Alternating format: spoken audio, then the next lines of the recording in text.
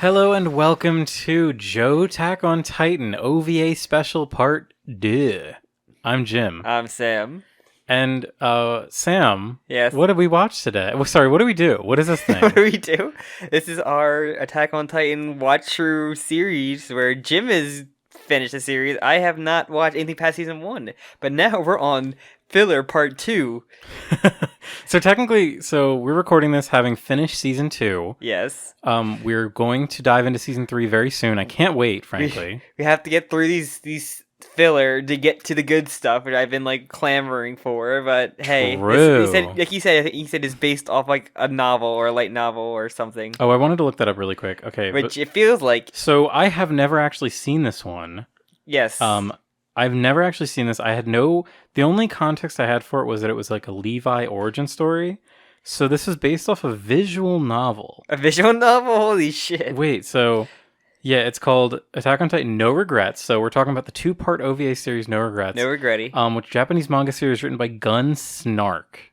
Cool. Illustrated by Haru Saruga. Based on the visual novel The Same Game. Interesting. Very interesting. I did not know there was a visual novel for Attack on Titan. Frankly, I should have. I feel stupid for not knowing that.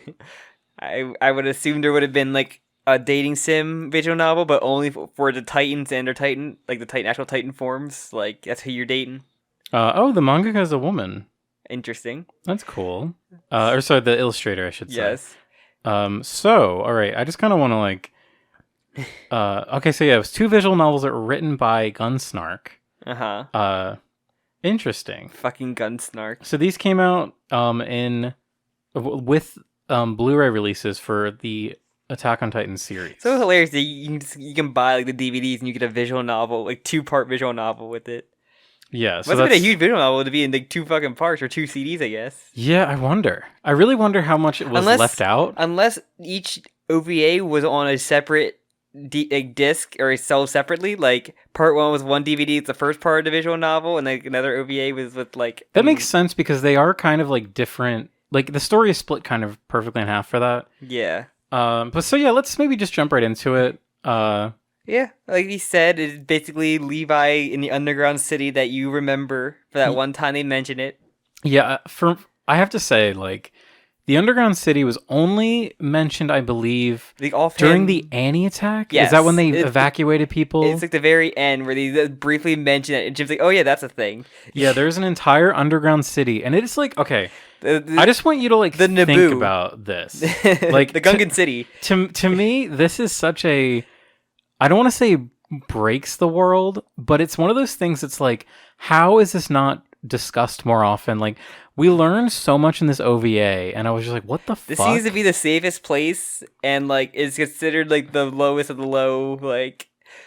So first off, I hate to be that guy, but where is the light coming from? They're underground. Our common joke throughout watching this is just them not having enough sun makes your legs really bad. They don't really have electricity. No. In this world. No. So all of the time that we see them indoors, they have lamps and torches. The candles just light up the entire room. You know how candles work like that. Yeah, I'm just saying this whole OVA should have been a lot darker in terms of light. Yeah. But yeah, okay. But so we get a flash forward or in media res, I guess you would say. Sure. Where Levi and Dead, and we learn about his friends Dead and Meat. Dead and Meat, yes. Job and Burr. The instant that we saw these characters, Sam said, "Oh, they're going to die." And so I have not seen these either, but I also was yes, yes, they will. There's no way these characters would not be shown unless they get exiled back into the hole and never to be seen again. So it does the thing that I hate, which is shows us a little flash forward of something later in the story. I hate when things do that. I think it's just it just shows that you have no trust in the actual start of your story. So you're showing us the one action scene so that I care. And guess what? I didn't. The less we talk about flash forwards, the better, honestly, because we talked enough about flash forwards and JoJo. For real. So we learned some incredible things about this underground city. So it looks pretty cool. Yeah. It looks like a place that is well built. It looks well maintained. Like a cool setting that only very few fantasy games would have, of just this kind of could be a bright ground city. Do you know what? I just got a funny comparison. So In my brain, I just connected. Do you remember Dragon Age Origins? Yes, I was thinking the exact same Oh my thing. god. So in Dragon Age Origins, there is like a dwarven underground city that you literally go to for like one time and you never return again. And it's like this big, elaborate underground city. It's the equivalent of a Mass Effect planet where you just go there once and then have your Never adventure. have to go back. Like somehow like affect them dramatically by like either like taking over their government or something like that, or like overthrowing the government. It's so fucking funny. We both are thinking about it. Yeah, Dragon Age is like probably the coolest like underground city. Like Skyrim's one's very boring because their vitamin D just makes them their vitamin D deficiency makes them blind. So yeah, okay. Speaking of vitamins, so out of the many things that we learn about this okay. As what I was starting to prime for my point was, this is like it looks like a real established city. We learn these people are not citizens. No. They have no citizenship. To leave, they must pay a toll. They call it like the stairway to heaven. It's literally paying a toll to go to another state or something. Yeah, like, you have to pay a toll to like ascend a staircase temporarily. Because you get thrown back anyway because you're not a citizen. Yeah, that's the thing they mentioned. So it's like it's futile to even go up because you have no citizenship, which is like, this is insane. Like, why do these people live here? How do they live here? Like, I have so many questions. This should just be another layer of your wall. Like, I mean, I could see there's no like material reason to be under there unless it's like mining. Yeah, but we don't see them mine for anything. Because they mentioned like they just have to mine stuff to get like the materials for like cannons and guns and like, in their gear. Like, I think they made a reference to, and it might have been in season 1. They say like because materials are so scarce, they have to be like really careful like with recycling, basically. Yeah. And yeah, it makes sense. Like if your whole world is trapped in a wall, your resources are going to be extremely limited. Yeah. So it just seems so weird to me that there's this whole underground city. It feels like it's lifted from like another fantasy. It does. I wish that it was like less cool looking. Yeah. I wish that it was like literally like a shitty hole. And because like Levi's whole thing. So Levi has like a squad.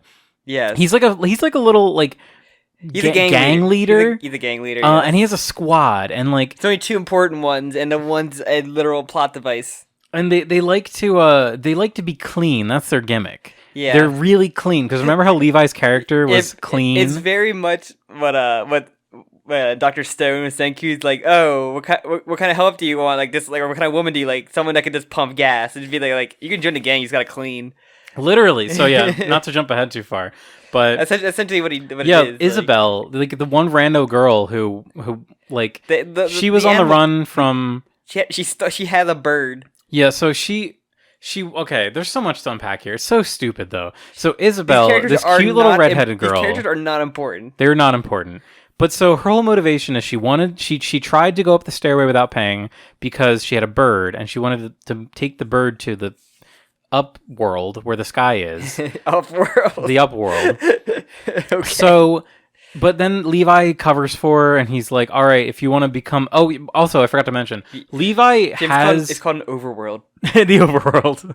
Levi and his squad just have fucking ODM gear. Yes. They have 3D maneuver gear. Because every time, like, oh, how'd you get this stuff? Like, it's like 3 or 4 times they ask that, and, like, you just never answer it. They just stole it somehow, I guess. I guess that they just stole it. They just stole it probably from the fucking Royal Guards that just suck. Yeah, the military police. We learned that they just suck. Yeah. But so ultimately Levi accepts this new girl into the squad and he's like, hey, you can join and fly with us on our cool like ODM gear as long as you get yourself clean, girl. And they literally just have a montage of her of them taking care of the bird and then literally training her for like a slideshow. The part when you see the bird has like bandages on both of its wings, like it's really funny. So they take it to like where the one spot where there's a bunch of sun just peering through, and like so they make a big deal of like, oh, because we live on the ground, you'll get sun and your legs get really weak. Yes, oh my god, I forgot to mention. Yes, so they talk about how your legs get weak because you don't get enough sun. And this became like the joke of like everything and like how it answers so much. Like you pointed out how in season 1, Levi twists his ankle. Because he just still didn't have enough vitamin D. He just didn't get that critical vitamin D as a child. We do I think in the montage scene there is a character like diegetically playing guitar, Yeah. which is crazy I was because like, I anyway, don't think we've ever seen a guitar in this universe. I was hoping like, anyway, here's Wonderwall, and just start playing. And I believe it's a Japanese singer singing in German. Yeah, Jim. Because we listened to the song twice because it's played in the second OVA as well. 3 times. Maybe it is, but I know we heard it at least twice, and I was like, "Oh, this is German," but I couldn't tell because the pronunciation was really bad. Yeah. I speak German, by the way. Yes. Thank you. Don't have to brag. It's not, my ability has gotten so bad. I shouldn't even. I was thinking about that, like watching the episode. I should basically not even say I speak German anymore because I'm so rusty at it. Yeah. But yeah, so okay. So yeah, there's this hole. Like this hole probably should be a vital spot in like this underground thing where people can just like. There's a hole to the surface. Yes. And they let the bird out there in their little montage. Like, why don't they just have like I'm sure there's climb? I'm sure there's ladders existing under there. Or there's like, ladders. The People 3D can, like, gear. The 3D gear to get a rope established so you can like climb up. Literally, and like even free soloing, like people free solo all the time in real life. You can climb up any face of rocks, basically. And like they throw you back down anyway, but like you literally just say even if you paid the toll, they still start to throw you down. They're not like they're gonna check if you paid the toll or not. Yeah, true. Unless those guys literally remember if you paid or not, but then you can just say, "Hey, that's bullshit." That would imply that the same 2 guards are always there all the time. we were thinking way too much about this. What else can we do for an OVA? Yeah, well, because they quickly get through it. Is what we should do. They get a Suicide Squad-esque job essentially. So yeah, a big epic Baron man who. Okay, we also learn this man controls like the toll. So he's basically like. He's kind of like the reason why the characters are suffering, but not really, because this is like, it's not just one guy doing it, it's like a systemic thing. But he's the one that's like kind of like the character we can point to is like, okay, this guy's bad because he's like runs the gang. He has a Hitler stash, he's fat, he's bald, you know. His name is Lord Londo or something. I don't know, I wrote it down. Who cares? Lodov. Oh yeah, whatever. Lobov. It's not important. Lobov. Nicholas Lobov. So he basically gives him a job. It's like, okay. We learn this like what the actual job is by the end of it, but like essentially they get like captured in quotes, join what's it called, the Scout squad, Corps, yeah, and then kill Irwin and steal like a document, like a scroll document. Yeah, we don't get that reveal until later. All we know is that they're given a job, and then their friend Jan, another one of the unfortunately vitamin D challenged characters. A literal plot device of just like, we're bringing to a hospital. That's our deposit. Haha. Yeah, so it's like a hostage thing, and then so our main characters, the girl Isabel, what's the other guy's name? Farland. No, sorry. Dead and Meat. Farland Church is the boy. Yeah. He's a nothing. He's like basically Gene. He's like post. What's the called? Development Gene, kind of. But he's like Armin, who just like tries to cover for Levi's like head. Like, yeah. You know, being over. He's just like an epic good boy. He's just a funny epic good boy. Yeah. So Jobber 1 and Jobber 2. Yeah, but Isabella is cute.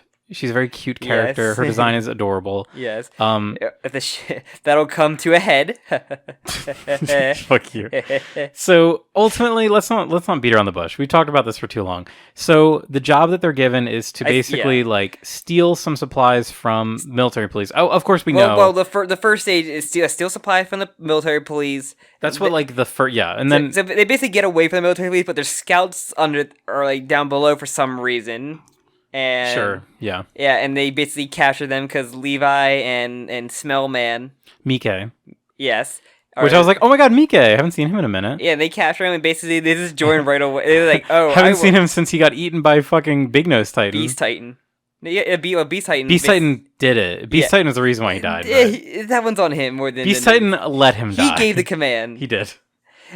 but yeah, so basically they basically join us. Irwin does a cum face when he sees how good Levi is. He really does. Then yeah, they do the ultimatum where they're like, you can either go to jail or I'll Irwin has the power to waive all of his crimes away and have him join the Scout Corps. Which honestly, like if they went more into this, if there was like I feel like there's what is that? There's something media that I watched recently where it's like criminals can basically just join the army and it's like What's it a called? pardon. Well, That would be interesting, but they don't go into that. Was one thing I've went through a lot of my PlayStation Plus games that I played through. Oh, it's Game of Thrones. Sorry, I went through Battlefield 5 or Battlefield V. yeah. The World War II one. There's a campaign where in the British where you play as like a guy. He was like a bank thief. Just take it out of prison to join the military to get a pardon, essentially. And that's like the whole campaign is for that. Like that mini campaign is for that. So like it's like a Suicide Squad, essentially. What I was thinking of was in Game of Thrones. I was thinking more of a real life thing that happened instead of a Game of Thrones. Sam, thing. you're playing a fucking video game. Yeah, World War II is more realistic than Game of Thrones. Shut the fuck up! It's fucking Battlefield. It's a video game. Oh yeah, our Game of Thrones. Game of is so Thrones much is more realistic. Game of Thrones is portrayed by real actors. Where's your fucking Battlefield now? Yeah, where's your Starbucks cup in my game? Okay, but in Game of Thrones, if you commit a crime, you can have your crime pardoned, but you basically sell your life away. You become a what are they called? Like a man in black, like Will Smith. No, Johnny Cash. No, you take the black and you become a. You take the black pill? You take the black pill and then you have to go up to the wall and you become a wall watcher or whatever. There's a name for it. I think the Mountain. No, the Mountain is a character. Yes. But no, you like basically you like give up your rights for like any titles, like any money, in as a pardon, so you don't have to go to jail, but you have to go up and live at the wall, which is like the frozen area. It sounds like the origins of like a fucking like Elder Scrolls character to how the game starts out, or you just get like exiled or like something, and then like start fancy. I would say that Game of Thrones is way better than like any Elden Scrolls, whatever it is. I'm gonna hit no, but. You are I'll take Oblivion over Game of Thrones any day. All right, we need to keep moving because we're not even talking about Attack on Titan anymore. So they're pardoned. They accept the pardon. Levi they skip a year of training just to immediately like. They skip 2 years of training. Yeah. Our other characters had to go into boot camp for 2 years. Levi, Isabel, and Farland, these motherfuckers who are just good. So one thing like. It's always just good with animals. Erwin, we'll get there. Erwin said like, wow, where did you learn? Where'd you learn how to be so good at the ODM gear? He's like, we learned ourselves. He's like, I don't believe you. That you're too good. You've learned too well to have trained yourself. Is everything different underground? Like that kind of like, basically. You don't know the hardships underground of how you have to live and learn. True. Oh my god, it's so true. It's so edgy. Yeah. Levi, before he became like a military man, is such a little edgelord. Levi has not hit his peak edge though yet. It's true. So, okay, now we'll move on to episode 2. So the second part of No Regrets. They get to some hardships. The barracks is filthy. Oh, they have a funny scene where there's so many references to how Levi likes things to be clean. It's kind of like Flanderized, honestly. It's like, yeah, they go to the barracks. Well, so, okay, how this Hanji, begins... We see Hanji like we do see a Hanji. handful of times. Only speaks like once. Hanji also does a cum face. Because Flanderized Titan. Because she sees how epic Levi is, and she's like, oh my god. Oh my god, when he kills those Titans, it's almost gonna be like so wet. And then, but like, it's just like even the other first OVA, Hanji was like less Flanderized because they still had like. They had some serious moments. Yeah. I still think that like it feels really like not out of character. It just feels so irresponsible for Hanji to have risked so many lives just to like get close to a Titan.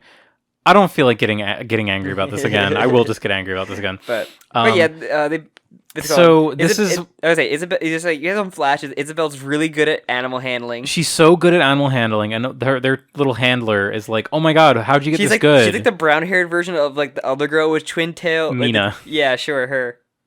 And then what's it called?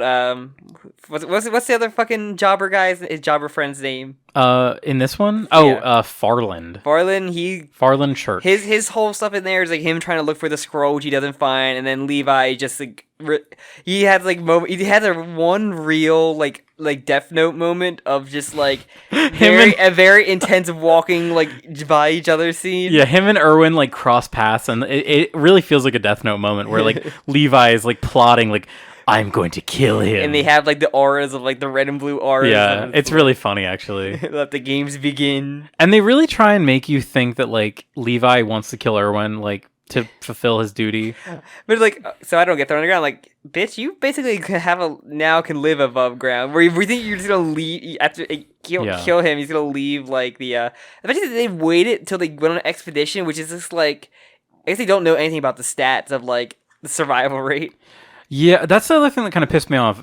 When Erwin recruits them, he doesn't tell them that like 99% of scouts die in their first year. Or even like the people in the barracks would probably like would have told, overheard or told them that. But yeah, the only time we really get that is when they're actually on the mission, and then Isabel makes a remark like, "Oh, I'm gonna kill a Titan," and then their little handler girl with the twin tails is like, "Hey, don't say things like that. You're gonna get killed first if you do that." Yeah. And she's like, "Oh, sorry," and it was a nothing exchange. Yeah, and so they have the Death Note moment, and then they basically just go off on the expedition, and then there is also a moment too where Levi says, "Don't go on the expedition. I'll do it alone. Like I'll be the one that kills Erwin." And then they're like, "No, bro, we're in this together." Oh, also, it's just very obvious. They basically just show you that like Erwin just knows what everything that's going on, and like he knows the entire plan already. He's got that spoiled. Not like a big surprise. He's such a big brain. He's just like, yeah, I know shit's is happening behind our backs. Like I'm ready for it. Yeah. Also, one thing to note: so Erwin is not the leader of the scouts here. There's this brown-haired guy who's like really old and like he's kind of scraggly. He's the commander, but Erwin's definitely like second in command. Yeah, because he's like confiding in Erwin about Erwin's like his in charge plans and stuff. of the formations and everything. Yeah. Which is like I think basically what Erwin is now is what Levi is. Yes. In like the current series, he's basically like this. His number 2. Yeah. The Riker to Picard. Hanji's also up there somewhere. Yeah, basically. Hanji is Worf. Probably. Hanji's Worf, actually. My limited understanding of the Next Generation has no complaints with this. All right, so we have a moment where Erwin has like a Titan trauma, and he talks about how important it is that the expedition keep happening, because he's like, "Oh my god, I remember the first time I saw Titan. It was fucked up, bro." Yeah, and then Titans attack. They make quick work of them, essentially in epic fashion. Like, there's a moment when they first leave. Okay, so they've been on the surface for presumably weeks, if not days. And the moment they leave the walls is the first time they decide to like look up and be happy that the sky is there. I was very confused of like the time frame for like how much time they had to do this job. It's really, they don't want you to think about it. I thought, okay, they probably should do this at the barracks and not like on the expedition, especially like the important document would probably. Think about how much more difficult it would be if you got caught killing Erwin out in the fucking like wilderness compared to like. If you were in the walls, you wouldn't have to worry about like fighting for your life against Titans. And especially like he has like a big wig like politician that probably would like have get him out of it. Also, say that you do kill Erwin out and they catch you and they separate from you. If they shut the fucking walls, how are you gonna like how are you gonna get back in the walls? Exactly. They're so tall. And the document think, okay, it seems like he would have it before he would send it away before the expedition, like. Because, like, I think the one throwaway line Isabel had, like, oh, it could be, like, because he's like, oh, I put it on my stomach band. Like, that probably means he probably have it, like, in his jacket or something. Like. Yeah, so, whatever. Ultimately. Is that important? Yeah, I want to be done with this. Because, I didn't care for this. Because since we know there's no stakes of whether this plan will actually happen or not, because we know at some point Levi will follow Erwin to the ends of the world, and Erwin doesn't die. None of his friends will show up. Because they're gonna fucking die. Because the storm comes in. Yeah, it starts raining. Oh, so wait, they do get an epic Titan kill. Yeah, we say everybody kills a Titan. They have an epic Titan kill. Erwin is like, "Hey, you bitch! You use way too many movements and gas. Don't use so much fart gas next time." Fuck you. That's my gimmick. Yeah, literally. Because Levi does do his funny little like Sonic the Hedgehog twirl and. But yeah, no, the storm comes in. Levi says, "I'm gonna go up ahead. I'm gonna kill Erwin in this storm, and you guys stay in the formation because it'd be obvious if we all went out to kill him." And somehow, just like I don't know how much time passed, but literally Levi just ends up in a fucking mass graveyard of like of dozens. There's dozens of scouts murdered. It seems like way more than it's like 50 or like. Okay, there's 5 dozen. But like it feels like a lot for like what happened, like how they all ended up there, and like not like any of them could put up a fight compared to Levi. Yeah, and then so what happened in the scene was because the rain visibility was so low, Levi ended up actually passing this other Titan. Like they crossed paths, but they didn't notice each other. He passed like 2 Titans. It looked like.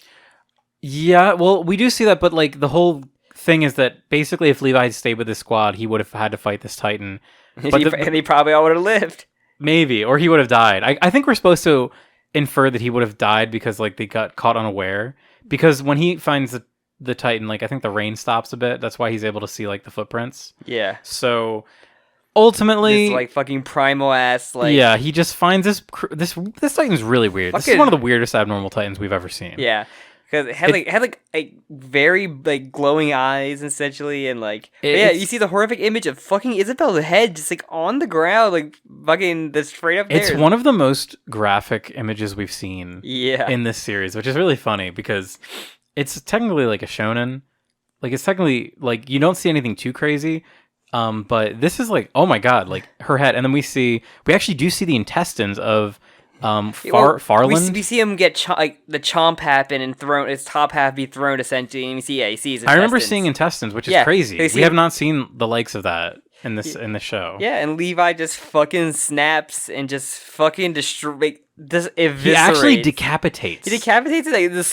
We've never seen a Titan get decapitated. He literally before. shreds it. He just shreds the hand completely off and like just like cuts every piece of it. It's pretty epic. It's really funny. The voice acting is really funny here because he's literally just going just screaming. It's really funny. Levi, like the most emotion you've seen Levi like actually like you do. And then this because and as we learned, this is all Erwin's 5D chess. Erwin knew the whole time that he was gonna like Levi wanted to try and kill him. If I'm gonna be my number 2, I need to break you mentally so you can just like follow me blindly.